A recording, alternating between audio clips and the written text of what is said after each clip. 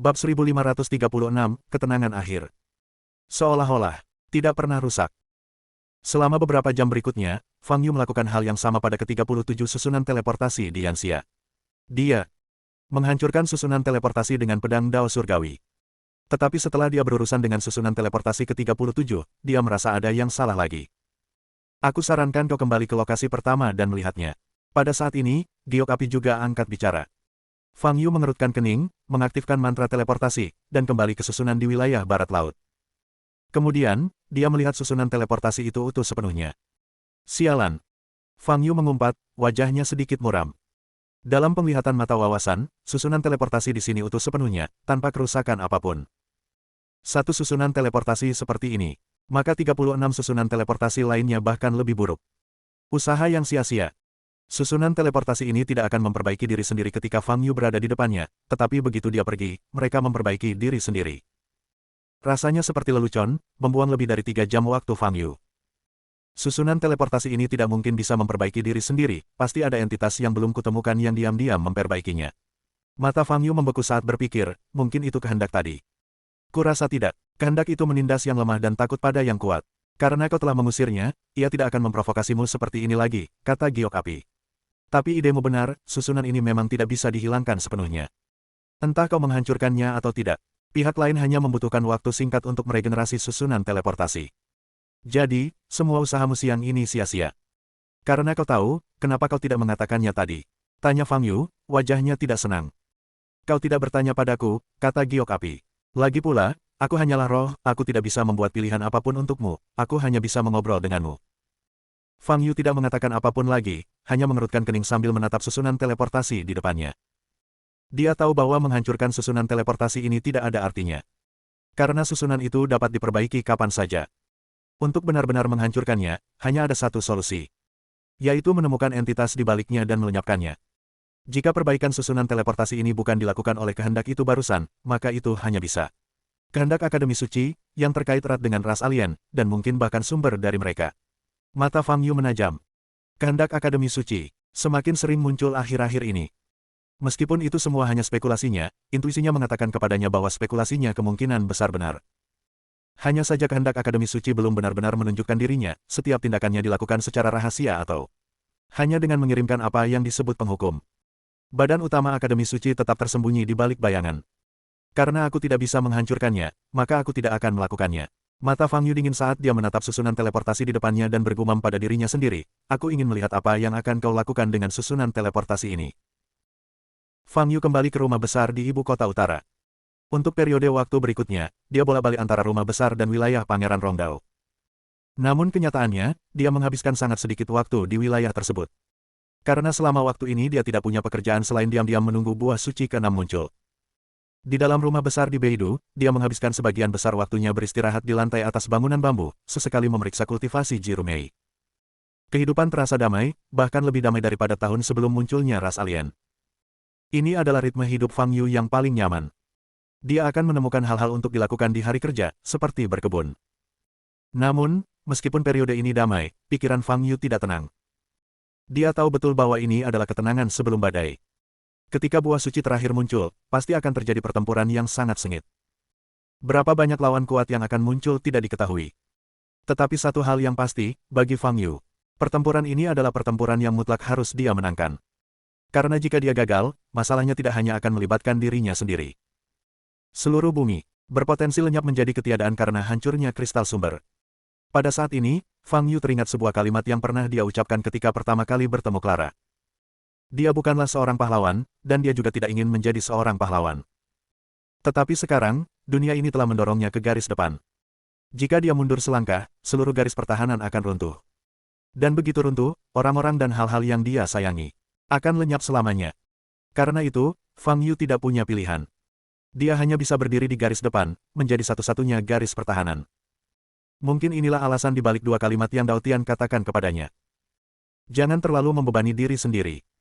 Tidak melakukan apapun adalah sesuatu yang mutlak harus kamu lakukan. Tentu saja, untuk saat ini, Fang Yu tidak merasakan tekanan apapun. Menurutnya, memang ada banyak lawan, beberapa di antaranya sangat misterius. Tapi dia sama sekali tidak merasakan tekanan. Adapun alasannya, itu hanya bisa dikaitkan dengan kekuatannya. Meskipun dia belum mampu menembus tahap pemurnian Qi, Fang Yu telah membangun kepercayaan diri yang cukup lebih dari 2000 tahun yang lalu. Saat itu, dia bisa memenggal kepala anjing tua Hong Yin dari Istana Api Ungu dengan pisau, jadi semakin sedikit alasan baginya untuk takut sekarang. Dan sumber kepercayaan dirinya yang kuat adalah karena dia belum pernah dikalahkan selama bertahun-tahun. Selama bertahun-tahun, dari puncak tahap transendensi kesengsaraan hingga kultivator di tahap pemurnian Qi yang sama. Dia mengalahkan semua orang yang dia temui tanpa pernah kalah. Dalam lingkup pengaruh bumi, dia tampaknya tidak memiliki saingan. Dan dalam 2 tahun terakhir, pria yang tak terkatakan itu telah mengiriminya berbagai macam harta karun legendaris. Giok api yang berkobar, air mata dingin yang ekstrim, tubuh spiritual Jalan Agung. Fang Yu, yang sudah tak tertandingi, semakin diperkuat oleh harta karun ini. Dalam keadaan seperti ini, dia benar-benar tak bisa memahami arti tekanan tersebut. Tapi kata-kata guru selalu benar, mungkin aku benar-benar akan menghadapi beberapa masalah, gumam Fang Yu pada dirinya sendiri sambil menggaruk kepalanya. Seminggu berlalu dengan cepat. Waktu kemunculan buah suci ke-6, seperti yang disebutkan oleh Taois misteri surgawi, seharusnya terjadi dalam minggu ini. Fang Yu, seperti sebelumnya, berbaring di kursi nyaman di lantai atas bangunan bambu. Tidak ada pergerakan dari dinasti Laut Ilahi dan Permaisuri. Mereka sepertinya sedang menunggu kemunculan buah suci ke-6. Sore hari, Fang Yu bangun dari tidurnya, menyeduh secangkir teh, dan perlahan-lahan memakan camilan yang dibawa Nita. Matahari bersinar terang, tetapi suhunya tidak tinggi. Tuan Fang, Diana ada di sini. Setelah beberapa saat, suara Nita terdengar dari belakangnya, nadanya riang. Fang Yu berbalik dan melihat Diana dengan rambut panjang biru langit berdiri di sana dengan anggun. Saudara Yu, wajah cantik Diana berseri-seri dengan senyum menawan. Waktu yang tepat, ayo minum teh sore bersamaku, kata Fang Yu. Baik. Diana segera maju dan duduk di seberang Fang Yu. Seng Sui, jika kau tidak ada kegiatan lain, kau juga bisa bergabung dengan kami. Fang Yu menambahkan. Petik 2 titik titik titik. Baiklah. Bab 1537, Dinasti muncul. Nita pergi ke meja teh, menuangkan teh untuk Fang Yu dan Diana terlebih dahulu, lalu untuk dirinya sendiri. Huaibei seharusnya sudah kembali normal sekarang, kan? Tanya Fang Yu. Ya, semuanya sudah pulih, kata Diana. Itulah mengapa aku bisa meninggalkan Huaibei untuk menemuimu, kakak Yu. Bagus, Fang Yu mengangguk. Diana tampak lebih kuat dari sebelumnya, apakah kau telah mencapai alam yang lebih tinggi? Tanya Nita sambil tersenyum. Ya, aku telah mencapai puncak tahap integrasi, kata Diana, melirik Fang Yu. Tidak buruk, kata Fang Yu dengan nada setuju. Meskipun energi spiritual telah pulih dan terobosan cepat adalah hal biasa. Kemampuan Diana untuk mencapai puncak tahap integrasi di usianya menunjukkan bakatnya yang luar biasa. Jika gerbang abadi benar-benar terbuka di masa depan, Diana pasti akan memiliki kesempatan untuk naik ke keabadian. Kakak Yu, apakah semua ras alien di dunia punah? Mereka seharusnya tidak muncul dalam skala besar lagi, kan? Setelah mengobrol tentang hal-hal sepele untuk beberapa saat, Diana bertanya. Nita juga menatap Fang Yu. Mengenai ras alien, bahkan aliansi Dao Surgawi dan Biro Pengamatan Langit pun tidak tahu sebanyak Fang Yu. Karena, dalam arti tertentu, Fang Yu secara pribadi telah memusnahkan semua ras alien di dunia. Kemungkinan mereka kembali sangat kecil. Bahkan jika mereka kembali, aku akan memusnahkan mereka lagi. Jadi, jangan khawatir, kata Fang Yu. Tapi ras alien belum sepenuhnya musnah. Berapa banyak ras alien yang belum musnah? Tanya Diana penasaran. Seharusnya ada cukup banyak, tetapi mereka termasuk dalam kekuatan yang sama dan semuanya bersembunyi di laut, jawab Fang Yu. Saat ini, mereka tidak menimbulkan ancaman bagi kita. Dan aku sudah punya rencana untuk menghadapi mereka. Diana mengangguk sedikit. Dia akan selalu percaya kata-kata Fang Yu. Karena Fang Yu mengatakan itu bukan masalah besar, dia merasa sangat lega. Tuan Fang, setelah semua ras alien musnah, apa yang akan Anda rencanakan? Nita menyesap tehnya dan bertanya dengan lembut. Mendengar pertanyaan ini, Diana juga mengangkat mata indahnya untuk menatap Fang Yu. Apa yang bisa dilakukan? Aku akan melakukan apa yang kulakukan sebelumnya, kata Fang Yu sambil mengangkat alisnya. Dengan kekuatan Tuan Fang, bukankah kau bisa menjadi immortal legendaris? Naik ke surga di siang bolong dan pergi ke alam immortal. Tanya Nita, matanya berbinar. Seorang immortal. Jika ada kesempatan, Fang Yu mengangguk perlahan dan berkata. Saudara Yu, kau pasti bisa menjadi immortal. Diana berkata dengan tegas, jika bahkan kau tidak bisa menjadi immortal, maka tidak ada kultivator di dunia ini yang bisa. Itu belum tentu benar, situasiku agak rumit. Fang Yu berkata dengan senyum masam. Apakah gerbang immortal benar-benar akan terbuka? Apakah dia bisa menjadi immortal? Semuanya masih belum diketahui, dan dia benar-benar tidak bisa menjawabnya. Saudara Yu, jika kau menjadi immortal, maka aku pasti akan bekerja keras untuk menjadi immortal juga. Aku akan mengikuti jejakmu. Mata Diana penuh dengan cahaya yang tegas. Kau pasti punya kesempatan, kata Fang Yu, kesempatan yang sangat bagus. Setelah Diana tiba di rumah Beidou, dia tidak akan kembali ke Huaibei untuk sementara waktu. Nita membawanya kembali ke rumah tempat dia tinggal terakhir kali, dan mereka menetap di sana. 3 hari lagi berlalu dengan cepat. Kemunculan buah suci ke-6 semakin dekat. Selama waktu ini, Fang Yu pergi ke aliansi Dao Surgawi. Dia memberitahu Martin dan yang lainnya tentang buah suci terakhir dan musuh-musuh kuat yang mungkin muncul untuk memperebutkan yang ke-6. Bos, apakah Anda akan berada di sana untuk merebut buah suci itu? Tanya Ardan. Tentu saja, aku tidak hanya akan merebut buah suci itu, tetapi aku juga akan mengambil yang dari dinasti Laut Ilahi dan surga leluhur, kata Fang Yu. Ke-6 buah suci, aku harus mendapatkannya. Saudara Fang, kali ini lawannya mungkin yang terkuat yang pernah ada. Martin mengerutkan kening, lalu menghela napas. Sayangnya, kami tidak dapat menawarkan bantuan apapun kepadamu. Dia merasa tidak berdaya. Perasaan tak berdaya ini semakin kuat sejak munculnya ras alien. Dia ingin membantu Fang Yu, tetapi tidak tahu harus mulai dari mana. Menghadapi makhluk alien tingkat tinggi, kekuatan tempurnya dan seluruh aliansi Dao Surgawi tidak berarti, dan bahkan mungkin menjadi penghalang bagi Fang Yu. Bantuan tidak harus ditunjukkan dalam pertempuran, kata Fang Yu. Kemampuanmu mengumpulkan informasi sangat penting bagiku. Mulai hari ini, terutama mengenai Biro Pengamatan Langit. Waspadalah. Segera beritahu aku jika ada aktivitas yang tidak biasa dimanapun. Baik, bos, saya akan menanganinya. Jawab Ardan segera. Jangan hanya fokus pada buah suci, terus pantau 37 susunan teleportasi, Fang Yu mengingatkannya lagi. Baik, jawab Ardan. Pada saat ini, suasana di aula sangat mencekam. Semua orang menatap Fang Yu, terdiam. Jika semuanya berjalan lancar kali ini, aku akan melenyapkan dinasti Laut Ilahi, kata Fang Yu. Mulai sekarang, tidak akan ada lagi ras alien di dunia. Jadi, kalian bisa sedikit rileks, tidak perlu terlalu tegang. Benar, kita sudah selamat dari invasi alien skala penuh sebelumnya, apalagi yang perlu ditakutkan. Dengan bos di sini, semuanya bukan masalah, Ardan juga menenangkan mereka. Suasana di aula sedikit mereda.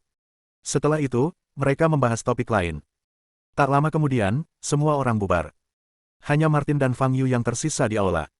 Saudara Fang, jika kau benar-benar menghadapi kesulitan dalam pertempuran yang akan datang, kuharap kau akan memilih untuk menyelamatkan nyawamu sendiri dan tidak mengkhawatirkan hal lain, kata Martin dengan sungguh-sungguh. Apa maksudmu? Tanya Fang Yu. Dengan kekuatanmu, bahkan jika lawanmu kuat, kau setidaknya bisa mundur, kata Martin. Jadi, jika kau benar-benar merasa tidak mampu melawan mereka, kuharap kau akan meninggalkan kami dan pergi sendiri.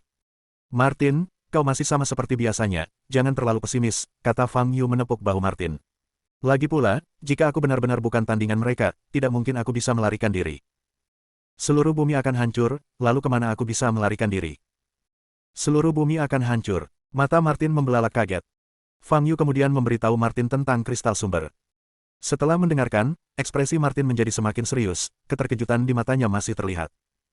Target ras alien itu adalah kristal sumber, seru Martin dengan ngeri. Jika kristal sumber dihancurkan, tidak akan ada satupun manusia yang tersisa, kata Fang Yu. Meskipun mereka sendiri akan binasa, mereka tampaknya tidak terlalu peduli. Ini, Martin sangat terkejut sehingga ia tidak tahu harus berkata apa untuk sesaat. Tentu saja, ini mungkin bukan seluruh kebenaran, ada kemungkinan lain. Tetapi bagaimanapun, semuanya akan terungkap ketika buah suci ke-6 muncul, kata Fang Yu. Sekarang, mari kita tunggu dengan sabar. Tidak banyak hari tersisa. 2 hari lagi berlalu. Pagi itu, Fang Yu masih beristirahat di lantai atas bangunan bambu. Pada saat yang sama, hampir 5.000 km jauhnya di laut. Tiba-tiba air yang tenang berubah menjadi gelombang yang mengamuk. Boom! Bahkan langit menjadi gelap, dengan gumpalan awan gelap yang besar berkumpul. Sebuah pusaran air besar muncul di permukaan laut. Dan dari dalam pusaran air, seberkas cahaya menyilaukan melesat keluar. Di dalam cahaya itu, sebuah struktur raksasa seperti gunung, namun dengan bentuk yang sangat bersudut, menyerupai kereta perang, dapat terlihat samar-samar. Wosh! Angin kencang menerjang laut, ombak menghantam dan meledak. Cahaya yang bersinar perlahan menghilang, mengungkapkan bentuk aslinya. Itu bukanlah gunung atau kereta perang, tetapi sebuah singgasana kolosal, berkilauan dengan cahaya platinum yang menyilaukan. Sebuah sosok buram dapat terlihat di atas singgasana. Boom! Di sekitar singgasana megah ini, laut bergejolak, dan banyak sosok muncul. Sosok-sosok ini semuanya mengenakan jubah mewah, dahi mereka dihiasi dengan giok jiwa yang bercahaya, aura kuat mereka menyelimuti langit dan bumi. Mereka adalah anggota inti keluarga kerajaan dinasti Laut Ilahi, para pangeran dari garis keturunan langsung. Boom! Laut dalam radius ribuan kilometer bergejolak dan bergelombang. Berbagai macam makhluk laut aneh menyerbu ke permukaan, membentuk massa padat yang mengelilingi singgasana pusat yang memancarkan cahaya ilahi di belakang para pangeran. Selamat datang, ayah. Para pangeran berlutut, menundukkan kepala mereka. Raungan. Makhluk-makhluk asing di belakang pangeran juga mengeluarkan raungan yang penuh kekaguman. Boom. Raungan jutaan makhluk asing menembus langit dan memicu badai dahsyat yang membentang ribuan mil. Bab 1538, tak terhentikan. Bagi manusia yang hidup di darat, lautan tetap menjadi misteri yang mendalam. Apa yang tersembunyi di kedalaman laut yang tak terukur adalah pertanyaan yang telah dieksplorasi banyak orang selama bertahun-tahun. Dan sekarang, puluhan juta makhluk laut telah muncul dari lautan. Jika ada yang menyaksikan pemandangan ini secara langsung, mereka mungkin akan ketakutan, bahkan gila. Makhluk-makhluk laut ini semuanya berbentuk aneh, mungkin karena lingkungan mereka jauh lebih jelek daripada monster atau makhluk roh yang biasa ditemukan di darat. Ukuran mereka juga sangat bervariasi, beberapa sebesar paus biru, yang lain sekecil kecebong, mudah hilang di antara makhluk lain. Singkatnya, pemandangan semua makhluk dinasti laut ilahi yang muncul secara bersamaan. Sangat menakjubkan. Wosh! Beberapa berdekatan, yang lain ratusan atau bahkan ribuan kilometer jauhnya. Tetapi semua makhluk ini menghadap ke arah yang sama. Sosok di atas tahta yang memancarkan cahaya ilahi. Itulah pemimpin mereka, kaisar laut ilahi. Mereka semua telah meninggalkan wilayah mereka dan muncul hari ini untuk memberi penghormatan kepada kaisar dan menyambut kedatangannya. Raungan. Raungan makhluk laut yang tak terhitung jumlahnya mengguncang langit dan bumi. Bahkan awan di atas laut pun gentar oleh aura ini dan berhamburan. Di tengah laut, di singgasana tempat cahaya berkumpul, sosok itu masih buram, tetapi auranya semakin kuat. Para pangeran yang paling dekat dengannya masih berlutut, menundukkan kepala, tidak berani menatap langsung sosok di singgasana itu. Adre ada di antara mereka. Saat ini, anggota tubuhnya gemetar, dan hatinya dipenuhi rasa takut yang luar biasa. Ini bukan pertama kalinya dia melihat ayahnya, tetapi kali ini, perasaannya benar-benar berbeda dari sebelumnya. Karena dia tahu bahwa dia sekarang berada dalam situasi yang genting, dia tahu rencana yang mungkin sedang dijalankan ibunya. Permaisuri Laut Ilahi akan menyerang kaisar yang menakutkan di hadapannya. Jutaan makhluk di sekitarnya, banyak pangeran. Semuanya 100% setia kepada kaisar. Dalam keadaan seperti ini, bagaimana dia bisa berhasil membunuh kaisar? Adre bahkan tidak bisa membayangkannya. Dan jika pembunuhan itu gagal, nasib apa yang menantinya? Semakin Adre memikirkannya, semakin panik dia, hampir kehilangan kendali. Sosok kaisar di atas tahta tetap tak bergerak. Sesaat kemudian, seberkas cahaya lain muncul dari samping tahta, pancarannya yang seperti pelangi melesat lurus ke langit. Di dalam cahaya pelangi itu, sesosok anggun perlahan muncul. Dibandingkan dengan sosok kaisar yang samar, sosok anggun ini terlihat jelas. Itu tak lain adalah permaisuri laut ilahi yang berjilbab dan tampak mulia. Salam, permaisuri, seru para pangeran sekali lagi. Permaisuri berdiri di samping tahta, mengangguk lembut, melirik banyak makhluk di sekitarnya, lalu berbalik ke tahta di sampingnya dan membungkuk, berkata, "Salam, yang mulia." Kaisar tetap diam. Setelah membungkuk, permaisuri berbalik menghadap para pangeran dan makhluk di hadapannya dan menyatakan, "Hari ini, buah suci terakhir akan muncul di dunia. Kemunculan yang mulia adalah untuk merebut buah suci terakhir ini. Ketika buah suci itu dikumpulkan, itu akan menjadi hari di mana dinasti laut ilahi kita menyatukan dunia." Nada suara permaisuri sangat menggema, suaranya, meskipun tidak keras, mencapai telinga jutaan makhluk laut di atas samudera. Raungan. Wow. Li. Berbagai makhluk menanggapi dengan suara mereka sendiri. Para pangeran menjawab serempak, menundukkan kepala mereka ke dada. Pada saat ini, hati mereka dipenuhi kegembiraan. Sejak kemunculan Fang Yu yang tiba-tiba dan penghancuran banyak ras alien, dinasti laut ilahi tetap tidak aktif. Kaisar dan permaisuri juga tetap diam, yang membuat mereka merasa sangat frustrasi. Jadi, mereka menunggu buah suci. Dengan munculnya buah suci terakhir, dinasti laut ilahi tidak akan lagi menahan diri dan akan melancarkan serangan skala penuh. Dengan kehadiran kaisar dan permaisuri, tidak ada yang bisa menghentikan dinasti laut ilahi. Seluruh dunia pada akhirnya akan ditaklukkan oleh dinasti laut ilahi. Di aula utama aliansi Dao Surgawi di Beidou, Wang Baohai memegang bola kaca, menampilkan situasi di wilayah laut seperti yang dipantau oleh artefak sihir. Martin, Yuan Sankuan, dan banyak kultivator top lainnya dari Beidou. Semuanya hadir, menyaksikan pemandangan ini secara langsung, wajah mereka pucat pasi, mata mereka dipenuhi rasa takut dan ngeri. Terlalu banyak makhluk laut yang jelek dan menakutkan berkerumun di laut. Dan di kejauhan, dua pancaran cahaya ilahi melesat ke langit, membuat bulu kuduk mereka merinding. Ini adalah dinasti laut ilahi. Awalnya mereka mengira bahwa dinasti laut ilahi, seperti ras kuno, adalah salah satu kekuatan utama di antara ras alien.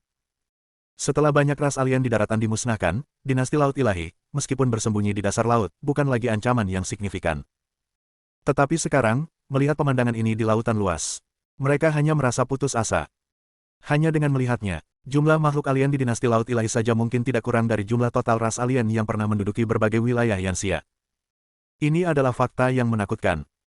Ras alien yang telah menyerang dengan begitu ganas telah membawa ketakutan yang luar biasa bagi mereka. Kini, bayangan ras alien baru saja menghilang ketika ras besar lainnya tiba-tiba muncul. Sulit bagi mereka untuk tidak merasa putus asa. Ketuk-ketuk-ketuk. Pada saat ini, serangkaian langkah kaki terdengar. Suasana yang sangat berat di aula terpecah oleh suara ini. Semua orang menoleh ke arah pintu. Fang Yu perlahan berjalan masuk dari luar. Bos, Ardan segera melangkah maju, dinasti Laut Ilahi, yang bersembunyi di dasar laut, semuanya telah muncul ke permukaan. Mereka tampaknya. Aku tahu apa yang mereka lakukan, kata Fang Yu dengan tenang. Apa yang mereka lakukan? Semua orang menatap Fang Yu. Ini semacam mobilisasi pra-pertempuran, kata Fang Yu. Mobilisasi pra-pertempuran, ekspresi semua orang berubah drastis. Mereka benar-benar akan menyerang. Dan dengan segenap kekuatan mereka. Setidaknya jutaan makhluk asing datang sekaligus. Bahkan dengan kehadiran Fang Yu, mereka mungkin tidak akan mampu menghadapinya. Seketika, hati semua orang mencekam. Jangan gugup, mereka belum akan menyerbu daratan, Fang Yu tersenyum. Target utama mereka adalah buah suci. Mereka tidak hanya menginginkan buah suci terakhir, tetapi mereka juga ingin merebut 2 lagi dariku dan 1 orang lainnya. Mereka tidak akan melakukan apapun sampai mereka mencapai tujuan ini. Mendengar ini, kerumunan tidak tenang. Bos, karena Anda juga salah satu target mereka. Apa yang akan Anda lakukan? Ardan menelan ludah, keringat mengucur di dahinya, dan bertanya. Bukankah sudah kukatakan sebelumnya? Mereka menginginkan buah suci yang kumiliki, dan aku juga ingin merebutnya dari mereka. Fang Yu mengangkat alisnya. Ini hanya pertempuran sederhana untuk buah suci. Tapi jika kau menginginkan buah suci, kau harus menghadapi begitu banyak makhluk. Setidaknya jutaan, jika bukan puluhan juta. Kata Ardan dengan ngeri. Kau sudah mengenalku cukup lama. Kau seharusnya tahu betul bagaimana aku menghadapi makhluk-makhluk ini, kata Fang Yu dengan tenang, sambil melirik Ardan. Bab 1539, Putra Mahkota Adre. Ekspresi Ardan membeku sesaat, lalu dia tersenyum dan berkata, ya, bos. Saya memang terlalu gugup. Kalian semua tidak perlu gugup. Jika kalian benar-benar tertarik dengan pertempuran ini, kalian bisa duduk di sini, ambil beberapa biji melon, seduh teh, dan menonton sambil makan, kata Fang Yu sambil tersenyum. Situasi dalam pertempuran memperebutkan buah suci ini pasti cukup menarik, pasti layak ditonton, karena saya tidak tahu apa yang akan terjadi. Yang lain yang hadir tidak memiliki ketenangan Fang Yu dan tidak bisa tersenyum. Saudara Fang, harap berhati-hati, kata Martin dengan sungguh-sungguh. Segera beritahu kami jika Anda membutuhkan sesuatu. Sekalipun kami lemah, kami akan melakukan yang terbaik untuk membantu, tanpa mempedulikan kematian. Saya tidak punya waktu untuk berbicara dengan kalian lagi. Saya perlu pergi dan merasakan suasananya secara langsung, kata Fang Yu. Secara langsung. Bos, apakah Anda akan langsung bertindak? Tanya Ardan dengan terkejut. Tidak sama sekali. Sama sepertimu, aku akan menyaksikan keseruannya. Belum waktunya untuk bertindak, jangan terburu-buru, kata Fang Yu sambil tersenyum tipis. Setelah berbicara, dia berbalik, mengangkat tangan kanannya, dan membuka portal teleportasi. Wosh! 2 detik kemudian, Fang Yu menghilang ke dalam portal teleportasi. Aula itu sunyi senyap. Semua orang menatap pemandangan di layar cahaya, wajah mereka masih pucat dan muram. Fang Yu telah menerima kabar tentang pergerakan dinasti Lautan Ilahi yang tidak biasa hari ini dari Adre dan Permaisuri. Kemunculan mereka hari ini terutama untuk buah suci. Mengumpulkan buah suci adalah tujuan utama mereka. Saat ini, di Laut Timur, puluhan juta makhluk laut mengapung di permukaan, meraung serempak. Fang Yu, yang menyamar sebagai Pangeran Rongdao menggunakan Kisuan Ran, berbaur di antara mereka. Dia tidak berani terlalu dekat, agar tidak dikenali oleh Kaisar Lautan Ilahi. Namun, bahkan dari jarak 100 km, Fang Yu masih bisa merasakan keagungan yang terpancar dari Kaisar Lautan Ilahi. Inilah aura yang dimiliki oleh semua orang yang berkuasa sejak zaman kuno, bahkan Kaisar Dunia Fana pun tidak terkecuali. Ini mungkin yang disebut aura kekaisaran. Duduk di singgasana, sosoknya tampak kabur, tetapi permaisuri di sampingnya dapat melihatnya dengan jelas, pikir Fang Yu dalam hati, menggunakan mata wawasannya untuk mengamati dari jauh. Saat ini, laut bergejolak dan bergolak. Kekacauan terjadi antara laut dan langit. Adre, bukankah kau bilang akan merebut buah suci? Mengapa kau masih berdiri di sini? Apakah kau sedang berjemur? Tanya Fang Yu menggunakan jejak jiwanya setelah menunggu beberapa saat. Mungkin karena waktunya belum tiba. Buah suci belum muncul, jawab Adre dengan gemetar. Kalau begitu, kau seharusnya tidak tinggal di laut, kan? Bukankah lebih baik pergi ke tempat buah suci muncul dan menunggu? Tanya Fang Yu ragu-ragu, bagaimana jika orang lain sampai di sana duluan? Aku tidak tahu. Ini pasti niat ayah, tidak ada yang bisa memahaminya, kata Andre dengan takut-takut, jika aku menghubungimu sekarang. Apakah ayah akan tahu? Mungkin tidak. Jika dia tahu, kau pasti sudah mati. Bagaimana mungkin kau masih berbicara denganku seperti ini? Kata Fang Yu dengan tenang.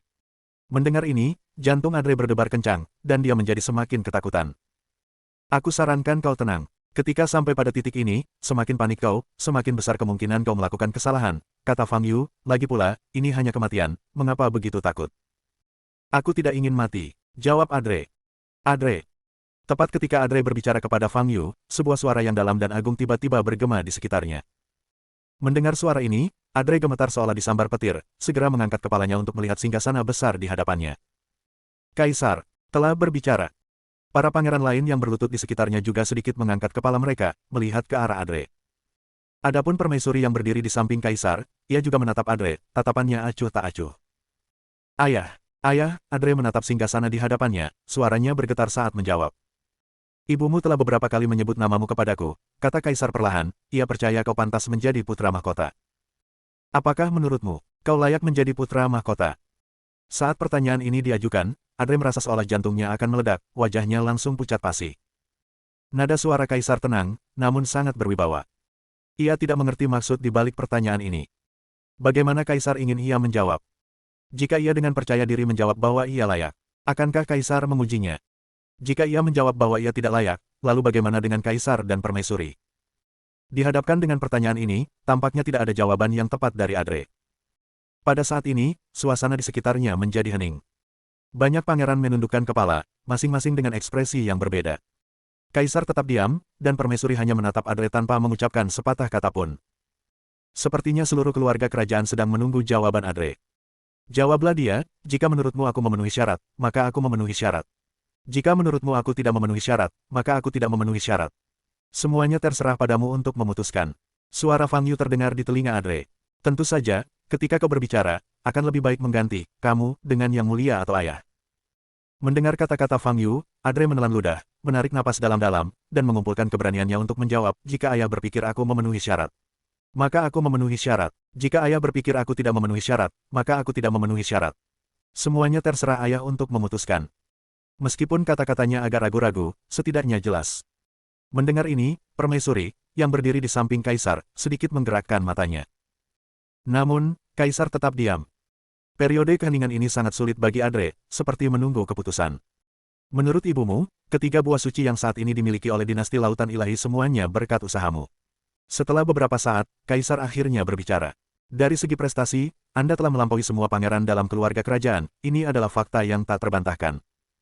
Menurut aturan pemilihan putra mahkota, Anda memenuhi syarat. Oleh karena itu, dengan ini saya umumkan bahwa Anda adalah putra mahkota. Mendengar ini, hati semua pangeran yang hadir terguncang.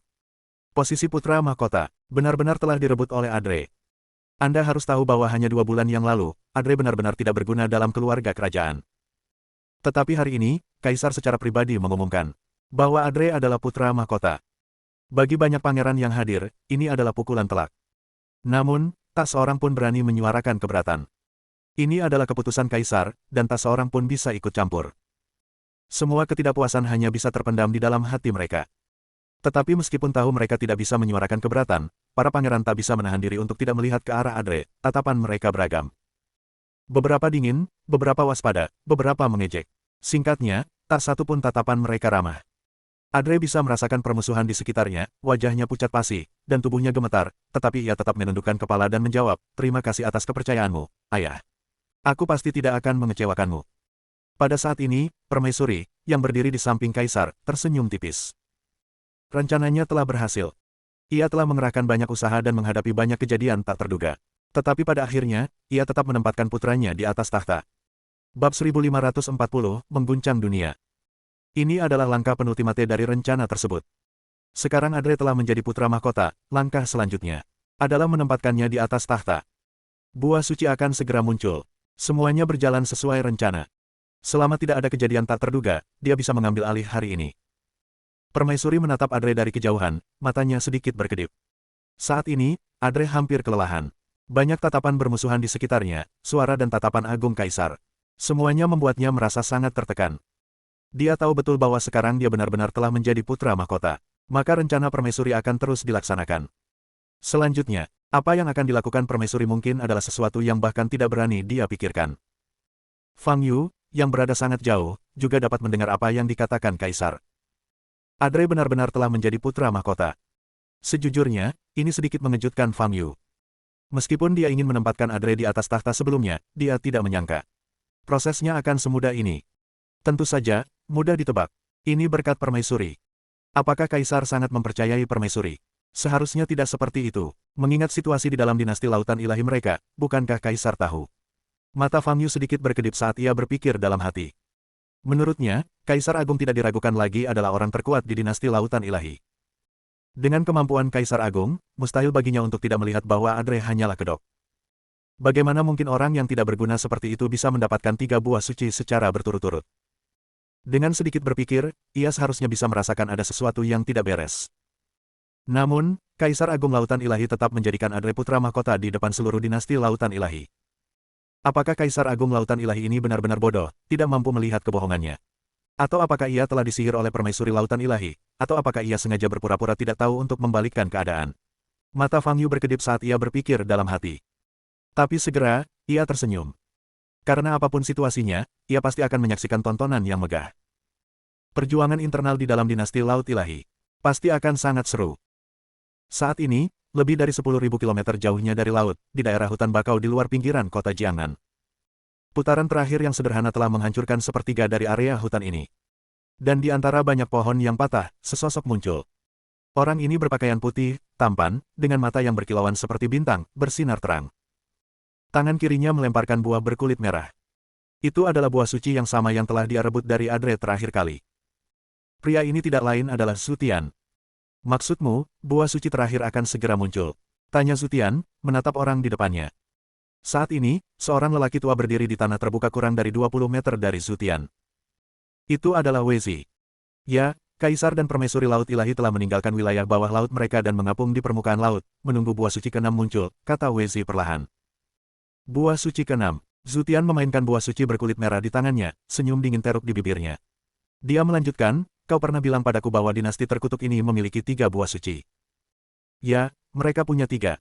Fang Yu punya 1, kau punya 1. Dan yang terakhir akan segera muncul, kata Wezi perlahan. Dan hari ini, buah suci ke-6 telah muncul. Baik dinasti Laut Ilahi maupun Fang Yu kemungkinan akan muncul untuk memperebutkannya. Oleh karena itu, ini adalah kesempatan yang sangat baik untukmu. Selama kau bergerak, kau akan memiliki kesempatan untuk mengumpulkan ke-6 buah suci.